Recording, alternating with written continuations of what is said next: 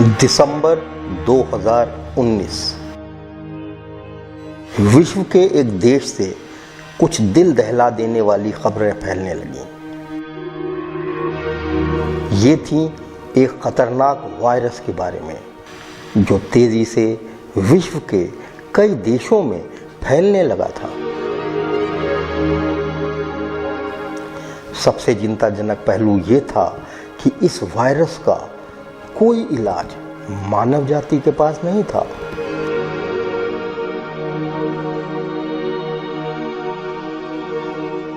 शीघ्र ही ये वायरस भारत में भी अपनी उपस्थिति दर्ज कराने लगा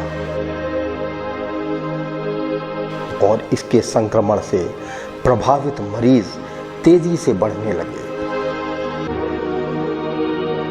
तेजी से बढ़ती इस महामारी से निपटने के लिए देश की सरकार ने मार्च 24 को पूर्ण लॉकडाउन घोषित कर दिया। इससे पैदा हुई आकस्मिक परिस्थिति ने सभी देशवासियों को प्रभावित किया। उत्तर प्रदेश का बागा जनपद भी इससे अछूता न रहा। यहाँ भी लोगों के सामने कठिन परिस्थितियां पैदा हो गईं। लोगों के पास भोजन नहीं था, पैसा नहीं था, दवा नहीं थी और बाहर निकलने पर भी रोक थी।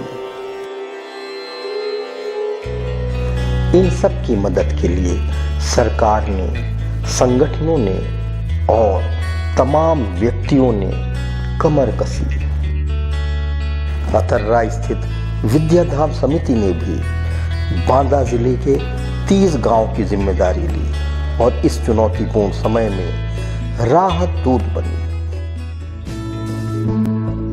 सरकारी मदद तक लोगों की पहुंच बने, इसके लिए जरूरी था कि उनके पास राशन कार्ड हो। समिति के प्रयासों से उन लोगों के राशन कार्ड बने जिनके पास नहीं थे।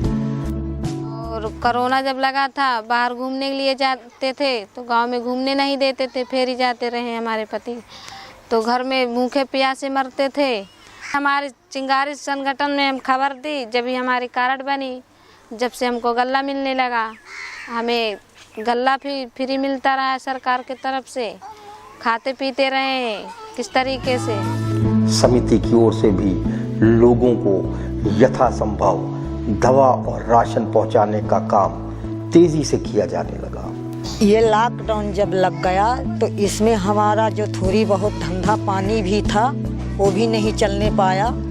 और जब भूखे प्यास के मारे मरने लगे तो हम जब ये चिंगारी संगठन का कोई सूचना दिया तो वो राजा भैया जी ने वो हमारा मदद किया। तो उसमें हमको बहुत मदद मिली। हमको खाने को मिला, आटा भी मिला, चावल भी मिले, तेल भी मिला, मसाला भी मिला और नून भी मिला। जो जब से लॉकडाउन लगी हुई और कोरोना फैल गया सकले, तो जब से हमारे पुरवा के सभी लोग बंद हो गए अपने घर में। जब बंद हो गए तो भूख प्यास से सब मरने लगे। जब मरने लगे तो हमने विद्याधाम समिति से वहाँ हमें पता हमने दिया, वहाँ पर तो हमको वो सहायता दिया। गल्ला का चावल है, आटा है, तेल है, मसाला है, नमक है। वो हमको राजा भैया ने एक ठेला में भरवा के ले आया, पूरे पुरवा में मदद किया। सभी लोगों को घर घर अनाज दिया, सभी लोगों के लड़के बच्चे खाया। और वो भी इतना सहारा नहीं करते तो सभी लोग भूख प्यास से मरने लगते। फिर दूसरी बात, एक बीमारी फैल गई हमारे पुरमे में, इतना बीमार हो गए सभी लोग। किसी को राजा भैया ने पैसा बंटवाया, 4000, 3000, 500, सभी लोगों को मदद किया। उनसे उनको दवा गोली सभी चली। जब इतना मदद नहीं मिलता तो लोग हमारे पुरवा के मर जाते। इस कोरोना संक्रमण से बचने का एक तरीका मास्क लगाना भी था। समिति ने गांव-गांव में मास्क वितरित किए और लोगों को जागरूक किया कि वे मास्क लगाएं। बहुत से प्रवासी लोग शहरों से चलकर वापस लौटे थे। उनकी चप्पलों की जरूरत को भी समिति ने पूरा किया।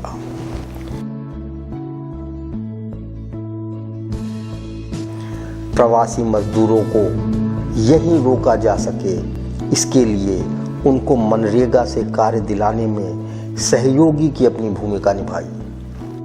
विद्या धाम समिति के उससे गए और जो है गड़ाही खोदा, मनरेगा का हमें काम मिला और काम मिलने के बाद हमारा ये जॉब कार्ड भी बना। कभी हमें जीवन में हमें जॉब कार्ड भी नहीं बना। आज ये हमारा विद्या धाम समिति नहीं होता तो हम लोग भूखे मर जाते। गांव में ही उनको फिर से जोड़ने के लिए बीज उपलब्ध कराए गए ताकि वे खेती को पुनः अपना लें। जब लॉकडाउन हुआ तो लॉकडाउन में होते समय सर हमारे जो बाल बच्चे बाहर थे वो घर आ गए और खाने पीने को मोहताज होने लगे। दिक्कत आ गई, परिस्थिति आ गई बहुत तगड़ी।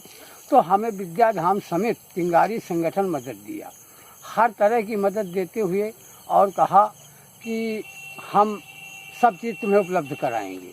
और उपलब्ध कराते हुए अब उन्होंने बीजा दिया और बीजा दे करके और धान की फसल लगाई, जो कि मेरे पास कोई खेत नहीं था, बटाई के खेत में लगाए हुए हूँ और 3.5 बीघा में धान लगा हुआ है सर।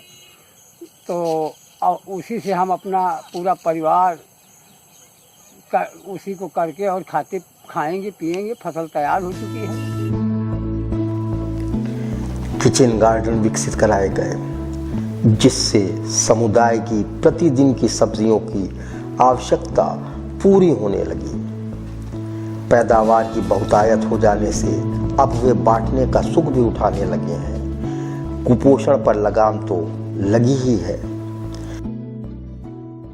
जब लॉकडाउन लगा तो हमारी स्थिति बहुत गरीबी हालत से थी। हमारे पति बीमार थे, हम उनका बॉम्बे में इलाज कराते थे। फिर हम विद्या धाम समिति गए, वहाँ से हमने अपनी मदद ली। उन्होंने हमारी इस स्थिति में अच्छे से हमारी मदद की, पैसों की भी व्यवस्था की। हमारे बच्चों का उसी से खर्च भी चलता था और हम अपने पति का इलाज भी कराते थे। फिर वहाँ से हमें बीजा भी मिला, फिर वो बीजे को ला के हम लगाया। फिर वो हमारी सब्जी उगने लगी, फल भी देने लगी। हम उसी सब्जी से अपना परिवार चला रहे हैं, उसको खा रहे हैं, बहुत से लोगों को बांट भी रहे हैं। हमारी सब्जी निकल रही है इस समय पे। अब हम दूसरी सब्जी लगाने जा रहे हैं। जल संकट तो इलाके की शाश्वत समस्या है ही। देश के विभिन्न हिस्सों से इस संकट काल में वापस अपने गांव लौटे 52 प्रवासी मजदूरों ने अपने श्रमदान से एक नदी को पुनर्जीवित कर दिया है। इसके कारण इलाके के खेतों में धान की फसल लहलहा उठी है और आसपास के क्षेत्र का जल स्तर भी ऊपर उठा है। मैं मध्य प्रदेश के पन्ना जिले में काम करता था और लॉकडाउन के कारण हमें गांव आना पड़ा और हमने सोचा कि हमारी ये घरार नदी जो पन्ना घाटियों से निकल के आई है, हमने सोचा कि इस नदी को क्यों न जीवित कर लिया जाए। तो हमने इस पर खुदाई की, इसकी सफाई की और इसमें जल स्तर निकाला। इसके बाद हमने सोचा कि हमको कुछ खेती करें, जिससे संस्था द्वारा हमको कुछ बीज प्रदान किए गए, जैसे धान है इस तरह से। और हमने खेती किया। ये हमारी खेती है, लगी हुई है, धान की फसल वो है, इससे सींच होती है घराने। इस संकट काल में विद्या धाम समिति ने परोक्ष रूप से लगभग 4000 परिवार और अपरोक्ष रूप से लगभग 15000 परिवारों की सहायता की है। ये सब संभव हो सका है समिति के उत्साही और जुझारू कार्यकर्ताओं की इस चुनौतीपूर्ण समय में अथक मेहनत और प्रयासों से। कहीं पर भी राशन नहीं मिल रहा था। हम लोगों को कैसे राशन पहुंचाएं? जब खरीदने की बारी आई कि विद्या धाम समिति ने सोचा कि हम कुछ राशन खरीद लेंगे और उस राशन को हम लोगों तक पहुंचाएंगे, तो कहीं पर राशन नहीं मिल रहा था। किसी तरह से कुछ दालें हम लोगों ने इकट्ठा की, गांव से ख़रीदी दालें और उनको ऑफिस लेके आए।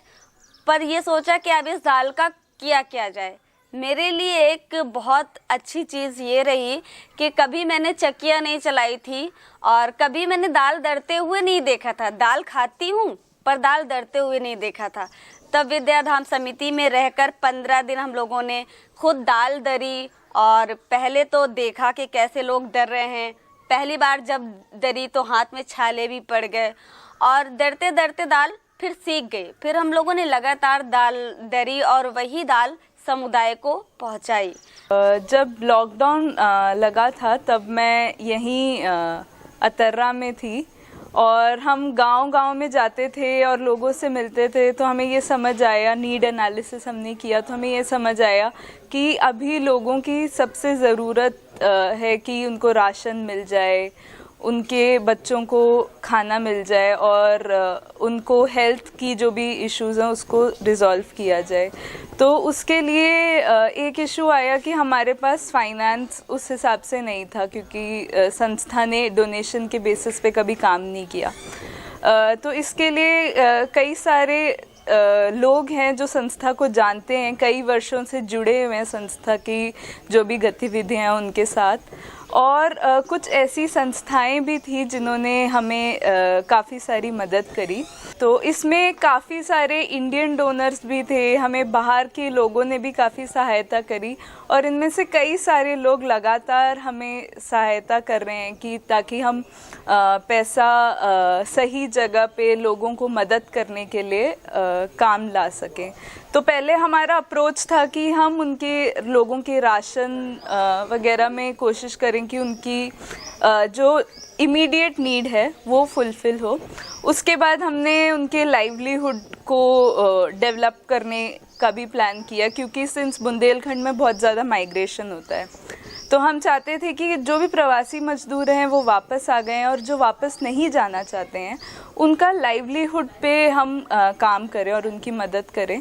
तो इसमें हमने दो तरह से लाइवलीहुड पे मदद करी।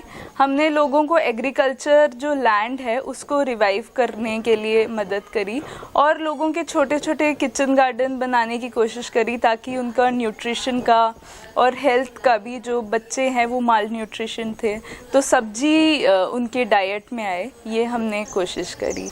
ये अचानक आई हुई एक ऐसी आपदा थी जिसमें लोगों की ज़िंदगी ठहर गई थी और इस ठहरी हुई ज़िंदगी को वापस लाने के लिए, लोगों का जीवन बचाने के लिए हम सबके सामने एक बड़ी चुनौती थी। संस्था ने उस चुनौती को स्वीकार किया और गांव-गांव में जाकर के लोगों के साथ में अपने प्रयास शुरू किए। उन प्रयासों में जिन संस्थाओं ने, जिन संगठनों ने और जिन सहयोगियों ने सहयोग प्रदान किया, आर्थिक मदद की, उस मदद को हम पात्र व्यक्तियों तक पहुंचाने में सफल हो पाए और लोगों ने संस्था का विश्वास किया। ये हम सब के लिए बहुत ही गर्व की बात है, खुशी की बात है। हमारे इस अकिंचन प्रयास में जिन संस्थाओं ने, जिन साथियों ने सहयोग प्रदान किया है, उन सब के लिए हम आभार व्यक्त करते हैं। संकट के इस काल में वंचित समुदाय के अनगिनत लोगों के चेहरे पर मुस्कान आई है।